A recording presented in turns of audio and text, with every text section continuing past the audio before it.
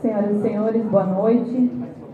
Sejam todos bem-vindos ao primeiro evento do programa Universidade Aberta e ao lançamento da Enciclopédia Latino-Americana dos Direitos Humanos pela EDIFURB. Criar um espaço de encontro, diálogo e reflexão, de discussão e debate de ideias de todas as áreas da ciência e da cultura, direcionado a alunos de todos os cursos, à comunidade acadêmica em geral e ao público externo, é o objetivo do programa Universidade Aberta. Assim, pretende-se envolver a comunidade interna e externa para socializar o conhecimento gerado e pesquisas científicas realizadas na universidade. Como, muitas vezes, a comunidade acadêmica não conhece o que os próprios colegas estão pesquisando, o programa visa criar uma oportunidade para integrar os estudos e também dialogar com o público externo. A proposta do programa Universidade Aberta é promover eventos mensais, sejam conferências, mesas redondas, debates ou leituras com a participação de personalidades convidadas da FURB e externas. Gostaríamos de agradecer a especial presença neste evento do professor Dr. Alexander Vibrans, nosso pró-reitor de pesquisa, pós-graduação em extensão e cultura, representando a reitoria de nossa universidade, professor Dr. Maicon Tenfen, editor-chefe da EDIFURB, e senhora Leide Regina de Lis, chefe da divisão de cultura. Agradecemos também a presença de todas as autoridades não nominadas, docentes, estudantes e convidados aqui presentes. Para dar as boas-vindas a todos e falarmos sobre Universidade Aberta, gostaríamos de convidar neste momento para vir ao palco nosso pró-reitor de pesquisa, professor Dr. Alexander Vibrans.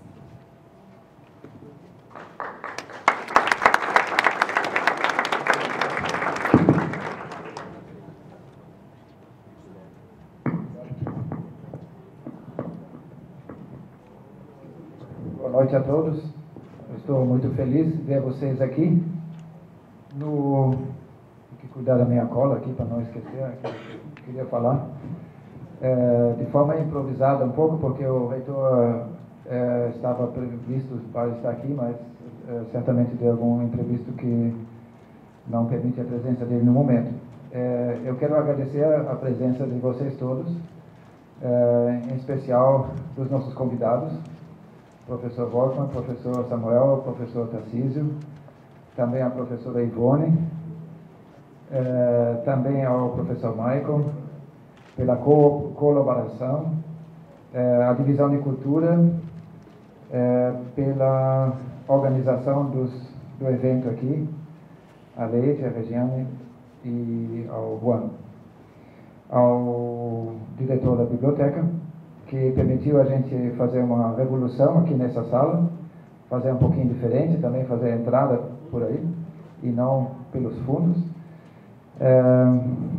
Vocês estão bem-vindos para o primeiro encontro de uma série de coisas que a gente quer fazer nos próximos tempos, e que a gente chama de Universidade Aberta. Esse nome já existia aqui na FURB, mas eu acho que a atividade já encerrou faz mais de 10 anos e tinha também outros propósitos. Enfim, a universidade é o local do saber, como todos sabem, da construção do conhecimento, do conhecer, do pensar, do refletir, do discordar, do debater, do questionar, e tudo isso nós fazemos aqui.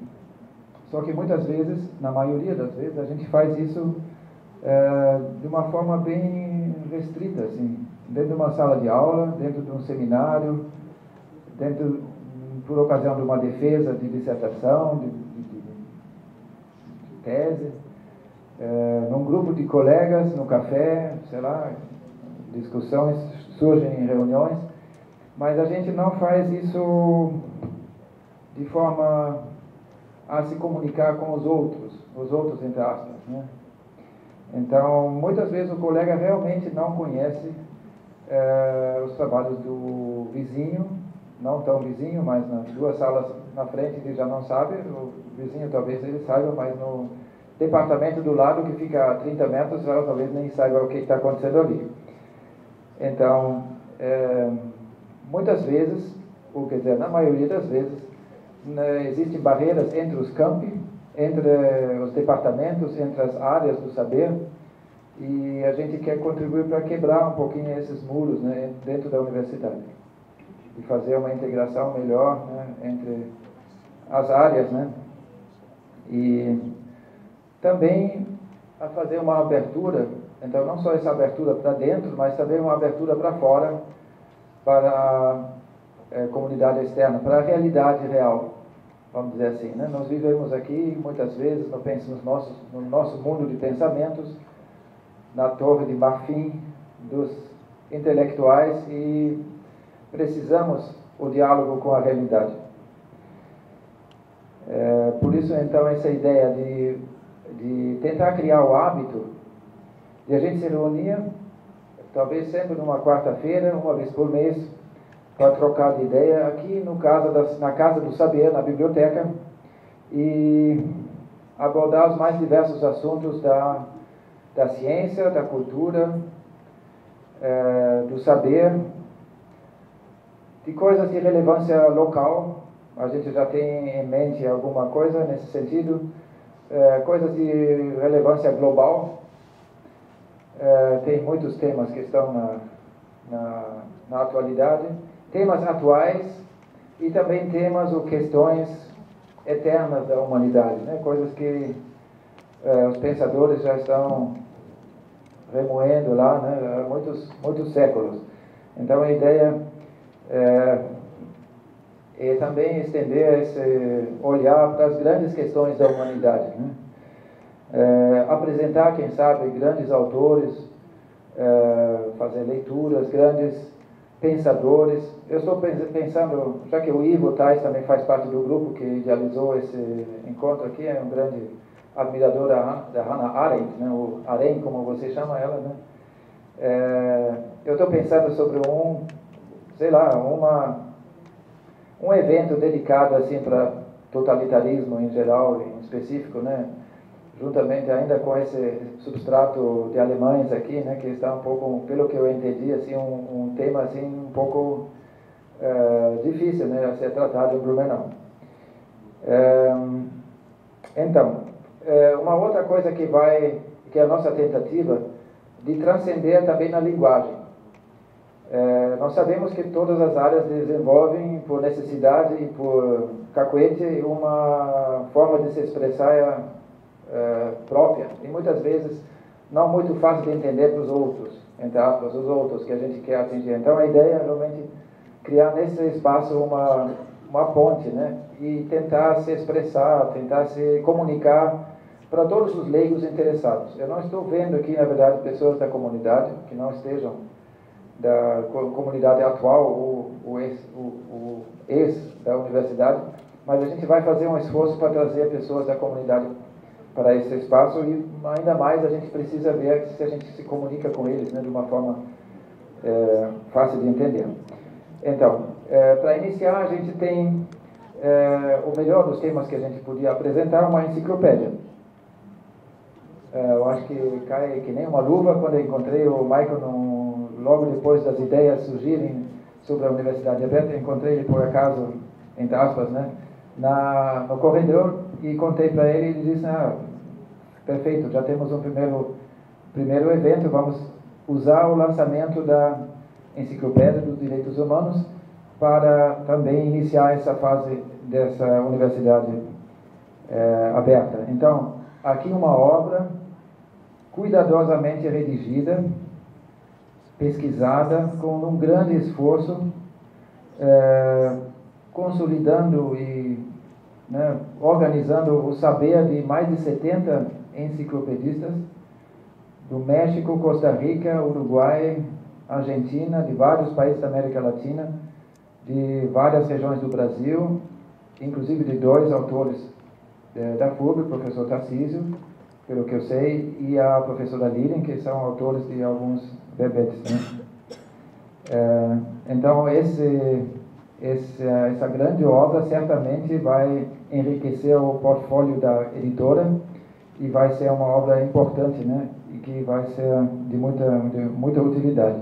E ainda escrito na melhor tradição dos enciclopedistas do século XVIII, né, que tentaram dar fazer uma catalogização, um somatório, né, do saber da época, Só que eles eram 140, também tinham outro propósito, porque eles queriam abordar todas as áreas do saber, né? Que era um projeto revolucionário, né? Então, ligado também à Revolução Francesa. Então, nesse caso aqui, nós temos mais de 70, eu não contei, mas nos 70 eu parei, 75, sim, autores, que o professor Volkmann, e o Samuel e o professor Silicon consolidaram e organizaram. Eu admiro muito essa possibilidade, essa constância, né? Esse esforço de se comunicar com 70 cabeças diferentes e tentar produzir uma coisa que tem uma organicidade, né, dentro dele, né? Isso não deve ter sido fácil. Enfim, os direitos humanos revistos sob a ótica da América Latina, continente interessante, ainda hoje com as veias abertas, diria, até na pacata Blumenau, né? E muitas das questões abordadas aqui remetem também à questão indígena. No século XIX, quando começaram os colonizadores aqui a conquistar esse espaço, houve os famosos caças aos bugres, né, que são antológicos aqui na região, tem muitos relatos daquela época, até os conflitos sociais, né, que são presentes hoje também nessa cidade aqui. Então, eu acho que essa visita, né, dos direitos humanos sob uma ótica local, continental, melhor, mas uma ótica diferenciada daquela da Europa, da América do Norte, né? Então, uma coisa bastante interessante. Espero que gostem e que voltem para o próximo evento. Já quero anunciar, no dia 26 de maio a gente vai nós vamos nos divertir, na verdade, sobre um tema bem diferente. Nós vamos conhecer a ciência amabile, ou amabilis, a botânica. E a botânica zoológicas dos avanços da filogenética. Por ocasião da apresentação de um novo doutor da FURB, inclusive isso é uma das preocupações também na Universidade Aberta, dar conhecimento à comunidade acadêmica dos novos doutores, aqueles que ficaram algum tempo fora e tiveram esse privilégio, né, de estudar novamente, de se formar. O André Gaspa, que é o candidato, o palestrante da próxima vez, fez o seu doutorado em Minas Gerais, na UFMG. E depois a gente vai ter outros avanços, outros encontros, sempre numa quarta-feira à noite, mais ou menos na metade do mês, em junho, em julho, em agosto, e a gente já tem a programação.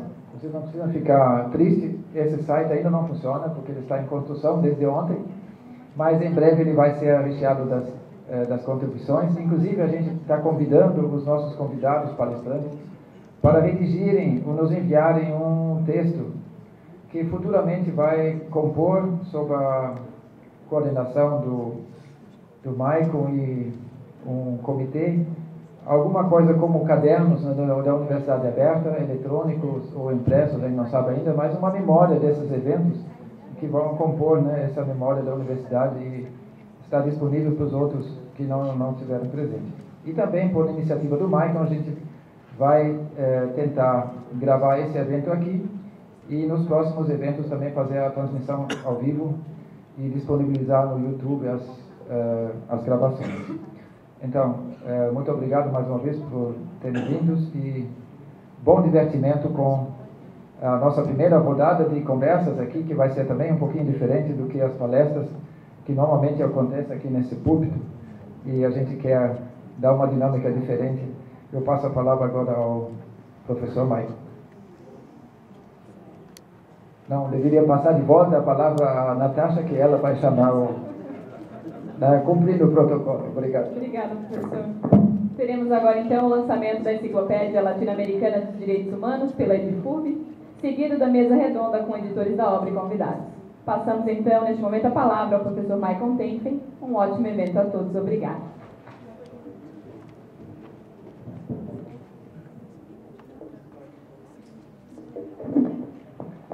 Bom, boa noite a todos. Eu serei breve, apenas algumas informações essenciais a respeito da enciclopédia deste momento. Eu começo, né, com os agradecimentos primeiramente aos nossos convidados, né, o professor Wolfmer, Samuel que a gente conhece porque ele visitava a universidade quinzenalmente, ou às vezes até semanalmente, para trabalhar na enciclopédia, porque vocês estão vendo ali o encadernado, né, ele é muito bonito, mas vocês não fazem ideia do trabalho, né, que deu, tanto por parte dos organizadores, né, quanto depois o trabalho editorial.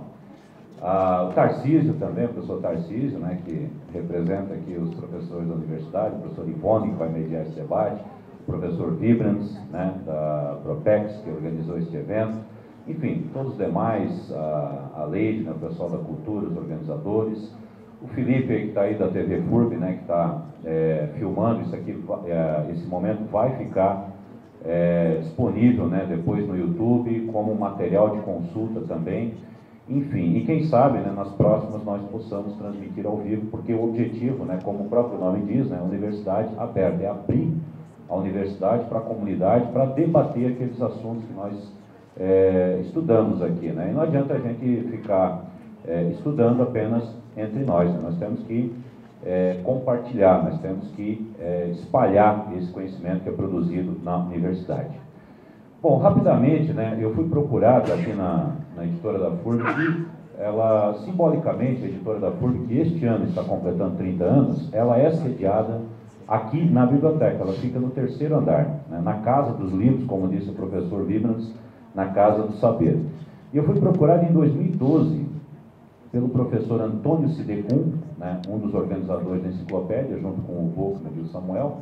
E o professor Antônio, que é da editora Nova Harmonia, né, do Rio Grande do Sul, ele tinha essa proposta de publicar a enciclopédia há algum tempo já. Só que, claro, as dificuldades elas são gigantescas, né, porque é um projeto grandioso do ponto de vista de conteúdo e também do ponto de vista editorial.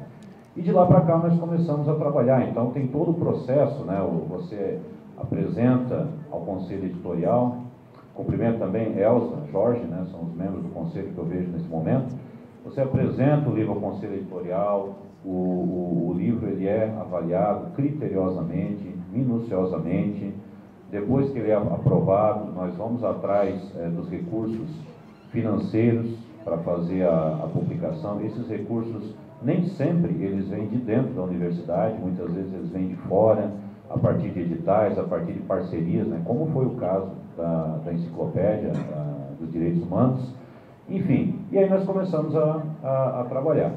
E o trabalho ele foi longo, justamente devido à sua complexidade, muitos verbetes eles são traduzidos do espanhol, e o editor, provavelmente o autor também, qual é o nosso maior medo? Né? Nós temos muito medo num negócio chamado SACI, que é quando o livro chega da gráfica e você abre e um erro pula, né, no seu nariz. Né? Esse é o SACI. Você olha, você não vê, e quando é publicado, aí é a primeira coisa que você vê quando você abre o livro. Então, o trabalho ele tem que ser realmente minucioso, ele tem que ser atencioso, né? Ou seja, para dar um tratamento editorial à altura do conteúdo, ou seja, à altura da proposta do livro, né? No caso da enciclopédia. Então, muito obrigado a todos vocês pela presença e, sem mais delongas, então, eu passo a palavra à professora Ivone, né, que vai ser a mediadora desse debate. Muito obrigado.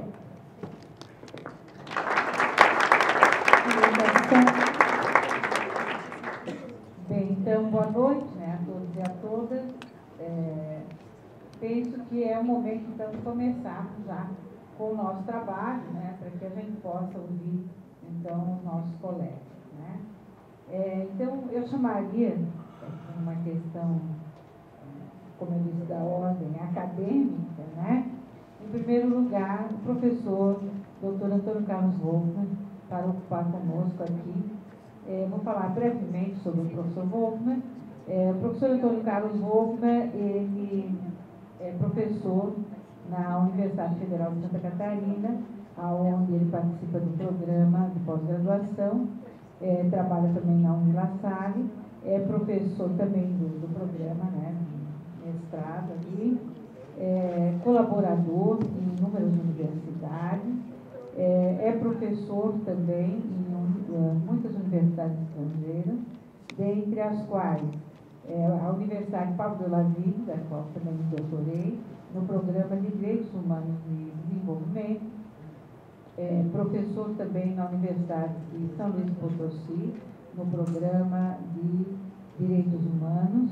Enfim, convidado em inúmeros países, eu diria quase todos os países latino-americanos, está o nosso professor Antônio Carlos Wolff, né?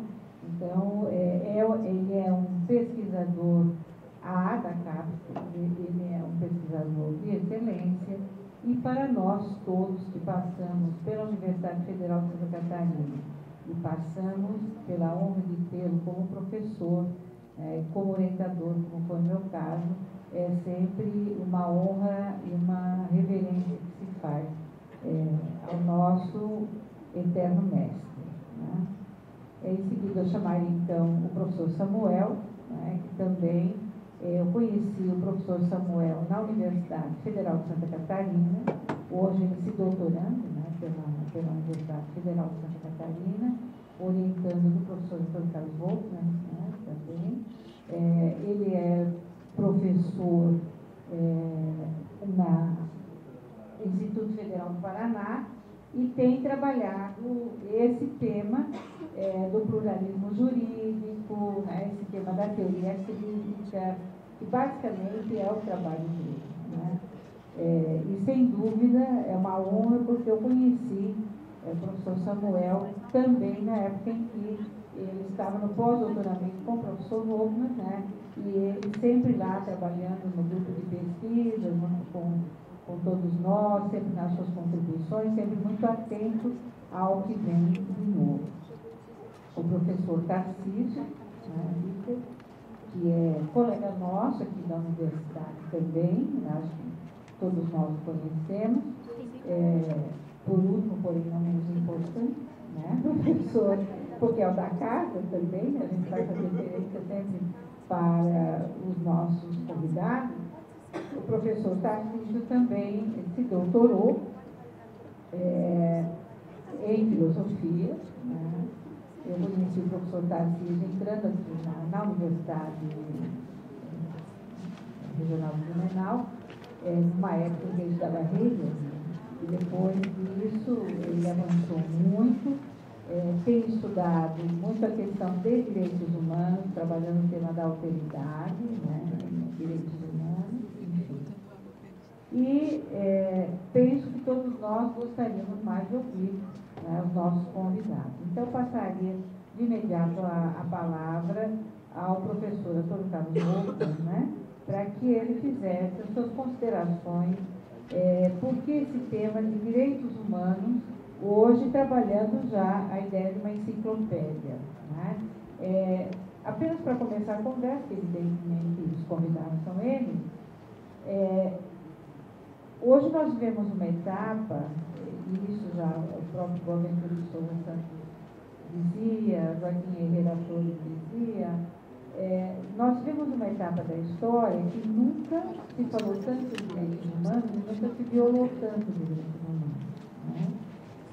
E é um tema urgente, né? Um tema que nós temos que trabalhar. E nós temos que saber exatamente o que nós falamos quando falamos de direitos humanos e por que exatamente desde uma perspectiva latino-americana, né? Então, com a palavra, o professor Dr. Antônio Carlos Wolff. Bem, nosso boa noite a todos, é uma satisfação muito grande estarmos aqui na FURB, nesse evento tão magnífico que é o lançamento da enciclopédia publicada aqui pela universidade, pela editora da FURB, em parceria com a editora Nova Harmonia, né? Estamos muito felizes por esse momento, agradecendo o honroso convite e, ao mesmo tempo, saudar as nossas autoridades aqui presentes, né? O nosso pró-reitor, representando o reitor, o diretor da editora, o professor Michael, né? As demais autoridades que representam o setor da cultura né, da universidade, os professores, meus colegas aqui na mesa, né, a presidência da professora Ivone, professor Samuel, professor Tarcísio, enfim, os demais colegas, pesquisadores e professores e os nossos alunos, né? Enfim, a todos convidados. Pois bem, então, estamos assim muito contentes, né, como eu já comentei. Eu estava preparado, na verdade, para fazer uma conferência, né? Certo? Mas, na chegada, eu soube que seria de forma distinta, né? Na verdade, é uma breve exposição de cada um dos membros, e não uma palestra no sentido convencional, né? Que realmente é um momento muito festivo, né? Uma obra, como já foi mencionada pelo nosso pró-reitor, que demandou muito esforço, foram mais de 4 anos, né? E que, enfim, é uma obra que, sem ser pretensiosa, ela representa um esforço muito grande, com a participação de mais de 70 pesquisadores de toda a América Latina, inclusive alguns da Europa, né? Quer dizer, é uma obra que contempla aí diferentes áreas também das ciências humanas, né? A participação de teólogos, filósofos, né, politólogos, sociólogos, né, juristas e outros pesquisadores intelectuais. Por isso, essa dimensão crítica e interdisciplinar da obra. Mas, acima de tudo, por ser uma enciclopédia desde um olhar latino-americano. Né?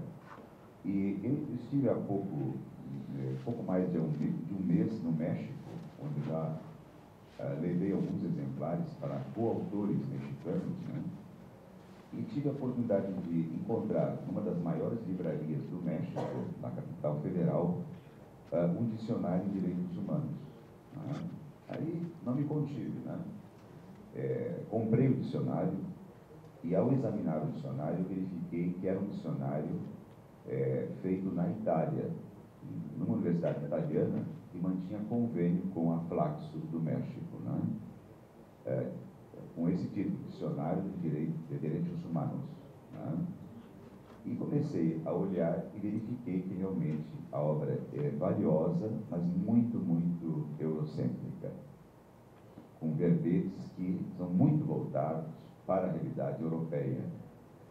E para fazer essa tradução para o espanhol, com a Flaxus do México, por uma exigência também local, eles acabaram colocando alguns verbetes para agradar o público, né, pesquisadores latino-americanos, como direito indígena, né, direito das minorias, a plurinacionalidade, alguns verbetes, poucos, né, mas é uma enciclopédia feita por europeus, eurocêntrica.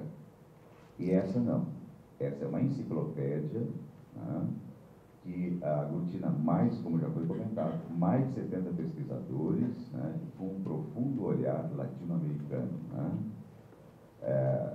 Bem, então, eu não vou entrar em detalhes, né, com relação aos verbetes, foi um trabalho, como já foi comentado, árduo, né, toda a montagem, e é inegável que a ausência hoje, não se pode deixar de mencionar, do grande idealizador dessa obra, que foi o professor Dr. Antônio Silicon, né? Filósofo do direito, fez doutorado na Alemanha, né? E que idealizou a obra. Depois manteve os contatos, né? Inclusive esteve aqui com o professor Michael, né? Convidou o Samuel e nos convidou também para ingressarmos e trazermos a nossa contribuição mais no campo da política, do direito, né? Já que o Silicon, a sua relação maior é com filósofos e teólogos. Né?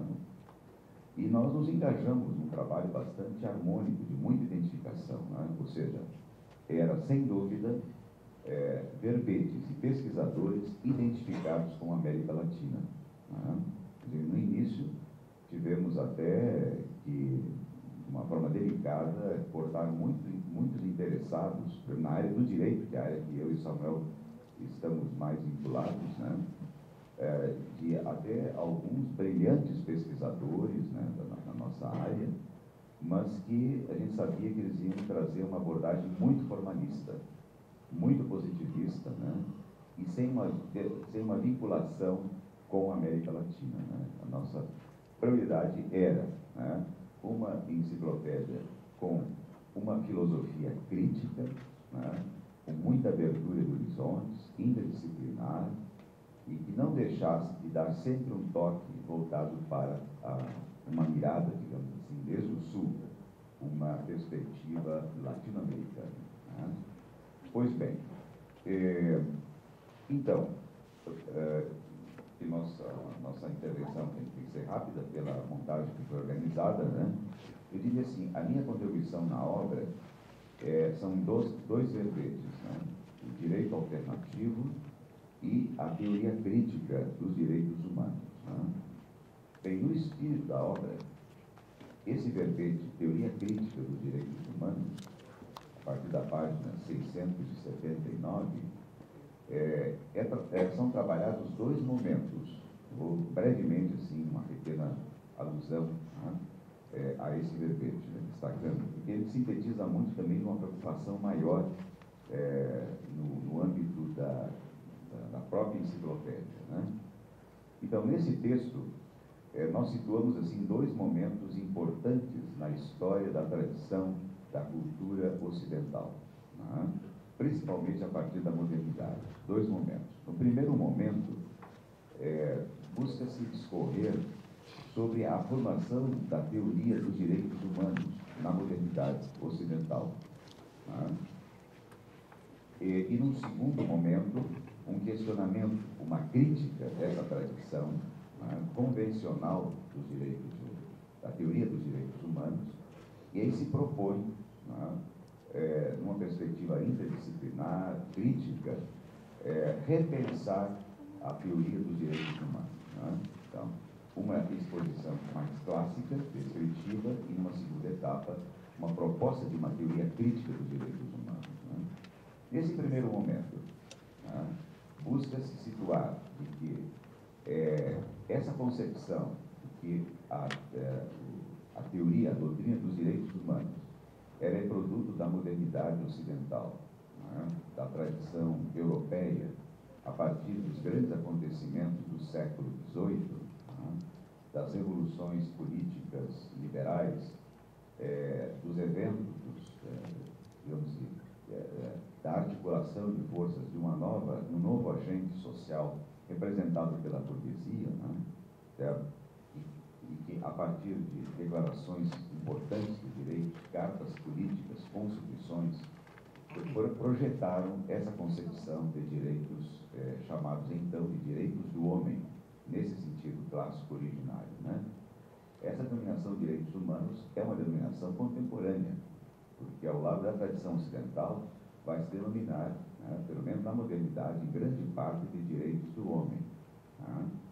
Então, há uma forte tendência convencional de que esses direitos humanos, direitos do homem, surgiram no século XVII, século XVIII, né, como produto das revoluções liberais burguesas, de uma tradição individualista, liberal, né, e aonde a Revolução Francesa e o processo de ilustração, de iluminismo, foi fundamental. Né? Pois bem, mais recentemente, né, tem surgido algumas teses a partir do sul, da periferia da América Latina, de teólogos e filósofos, que passam a interpretar, e aí eu lembraria, por exemplo, Henrique Dussel, entre alguns, Alejandro Rosillo, Jesus Antônio de la Torre Rangel e outros, e que, na verdade, as origens dos direitos humanos, em termos do Ocidente, não pode ser visualizada tão somente a partir do século XVIII, da Revolução Francesa e do movimento do Iluminismo, mas que as origens se prendem à luta histórica de religiosos missioneiros a partir do século XV. É anterior à Revolução Francesa, anterior ao movimento do Iluminismo, a emergência, o surgimento dos direitos humanos, da doutrina. E esses teólogos, filósofos latino-americanos, eles vão se situar que as origens ibero-americanas, ou as origens, né, na América Latina, surge principalmente no século XV, no momento em que surge a manifestação de alguns teólogos importantes, como Bartolomeu de las Casas, né, Montesinos, Vasco de Quiroga, Alonso de Veracruz e outros tantos, que defenderam arduamente o direito dos nativos, dos autóctones, dos povos originários. Né? Quando começaram a sofrer a pressão, começaram a ser violentados pelo colonialismo que passa a dominar na América, né? Com a chamada, entre aspas, descoberta, né? na linguagem eurocêntrica. Né? Então, aí nasce realmente nessas lutas em prol da defesa dos direitos e da dignidade da pessoa humana, né? O direito à vida nasce dessas lutas no século, ao longo do século XV, né? E não como uma tendência oficial. Se proclamar que os direitos humanos nasceram no século XVIII, com esses grandes acontecimentos da cultura burguesa, liberal, capitalista. Né? Pois bem, então, nesse verbete se situa nesse primeiro momento de que as origens partem, né, a partir do século XV, né, certo? E nesse contexto, a emergência dos direitos humanos aclamados pela Revolução Francesa e também pelo processo da Ilustração, na verdade é projetar um modelo de direitos do homem, né, que nas famosas declarações burguesas são direitos do homem branco, proprietário, do homem cristão, variando de um país para outro na Europa, podendo ser protestante ou católico, né? Mas é o homem branco, o homem proprietário, o homem que tem poder aquisitivo, né? Esses direitos que emergem estão dentro de uma concepção, digamos assim, de determinados setores da sociedade, né? Certo? E não de toda a sociedade. Os povos originários, os afrodescendentes, as minorias, as mulheres, quer dizer, a exclusão era muito grande na sociedade, né? Mas a cultura burguesa, liberal e individualista, ela vai projetar isso como direitos universais. E esses direitos humanos eram universais, mas na verdade eram direitos de certos setores da sociedade, né? E isso explica por que no contexto do século XIX, nos Estados Unidos, né, já se proclamava separação de poderes, democracia representativa, né, supremacia constitucional, etc., etc., direitos e garantias fundamentais, existia escravidão. Né? Os Estados Unidos proclamava certos direitos, mas que esses direitos não alcançavam uma grande parte da população norte-americana escrava, o que vai levar realmente à guerra de secessão dos Estados Unidos, do norte contra o sul. Né? Aí surge realmente a figura de um Abraham, né, como um libertador, né, dos escravos. Então, esses escravos não eram contemplados pelos direitos humanos. Né? Então, um pouco a França, né, que sempre se projetou como o berço, digamos assim, o nascimento dos direitos humanos, aplicava os seus direitos universais, né, nas suas colônias, na África e na Indochina, né, e não respeitava os direitos das mulheres, das minorias, etc. Né. Era direitos humanos para o cidadão francês, e não se aplicava nas colônias. Né. A tal ponto que emerge na América a primeira revolução de escravos, a primeira revolução socialista de escravos se rebelam, né, e tomam poder em 1804 no Haiti, né, foi a primeira gloriosa revolução, e contra os franceses que dominavam aí, não reconheciam os habitantes com seus direitos, né, certo? Então, passou a ser um discurso muito bonito, eurocêntrico, né? E é nesse contexto que nós situamos, nesse primeiro momento, toda essa descrição para, numa segunda etapa, estabelecermos uma crítica à necessidade de repensar a teoria dos direitos humanos, essa concepção convencional, monocultural, estatista, formalista, está presente em textos, mas está bonito no papel, que não tem uma praticidade, uma efetividade, né? Então se questiona toda essa... Né? E mesmo hoje, nas faculdades de Direito, sob um ponto de vista formal, mais convencional, se projeta o estudo dos direitos humanos em muitos currículos, já tem muitos professores que trabalham nessa perspectiva, de trabalhar direitos humanos como princípios do direito internacional, através dos princípios que alimentam os tratados, as convenções, etc., ou então estudam os direitos humanos como direitos fundamentais positivados. Né? Aí a necessidade de buscarmos uma concepção crítica dos direitos humanos, uma concepção que transcenda essa visão monocultural, essa visão estatística dos direitos humanos para uma dimensão digamos assim, pluralista, intercultural, crítica, interdisciplinar dos direitos humanos. Né? E nós temos avançado na América Latina nesse sentido, de repensar a doutrina, a teoria dos direitos humanos numa perspectiva justamente do Sul, numa perspectiva da interculturalidade, né? Do outro. Né? Nesse sentido, tem surgido alguns trabalhos extremamente ricos e interessantes, né? De algumas décadas para cá. Né? Eu lembraria, por exemplo, o próprio estudo, o trabalho desse mexicano Alejandro Rosillo, que defendeu sua tese sobre a origem dos direitos humanos na América, né? Na Carlos III, em Madrid. Né? Então, o fundamento dessa concepção nova, digamos, de repensar os direitos humanos a partir da filosofia da libertação. Um segundo aporte também muito rico para se trabalhar uma visão crítica dos direitos humanos pode ser trazida um grande filósofo do direito, né, espanhol, já falecido, Joaquim Herrera Flores, de Sevilha. Né? Ele vai trabalhar os direitos humanos como estratégia de luta pela dignidade humana. Né? Aí o conceito da vida se torna um valor essencial. Né? Então, para finalizar essa minha intervenção, eu acho que esse espírito ele está presente em toda a enciclopédia, né? De uma perspectiva crítica, de uma leitura diferenciada dos direitos humanos, mas, acima de tudo, com um olhar muito atento, precioso, de uma grande sensibilidade pela nossa América, pela América Latina.